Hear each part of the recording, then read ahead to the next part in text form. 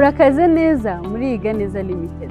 Dutanga ubujyanama n'inyunganizi mu kuzuza inshingano zijyanye n'imisoro. Dufite kandi n'inzobere mu ibaruramari, ubugenzuzi, imikoreshereze ya IBM ndetse n'ubucuruzi muri rusange.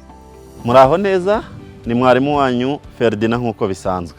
Uyu munsi tugiye kuganira ku misoro y'ibinyabiziga. Imisoro y'ibinyabiziga iri mu bwoko bwinshi. Uyu munsi rero icyo turi buganireho ni umusoro ku nyungu ariko w'ibinyabiziga. Abamotari, abafite moto mwese, nizere ko mwamaze kurya imbuto mukanywa n'amazi ahagije. Tugiye kuganira ku bintu bisaba gutekereza cyane, ariko biroroshye, nta kigoye kirimo.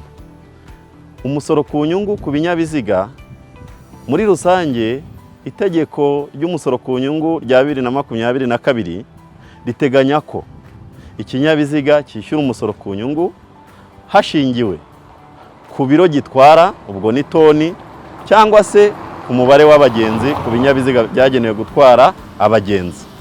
Tubibutse yuko ikinyabiziga kibarirwa umusoro ari uko cyahawe asiranse yo gutwara abantu cyangwa ibintu.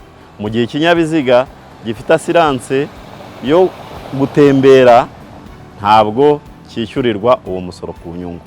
Hari abantu rero baba bafite ibinyabiziga, imodoka cyangwa moto, barangiza ntibafate asiranse ngo bazibike, cyangwa bajye gushaka amakuru yazo, cyangwa bakicecekera bafite asiranse za transport kandi batari gukora transport, ntibajye kuzihagarikisha. Icyo gihe mwibuke ko umusoro ubareba.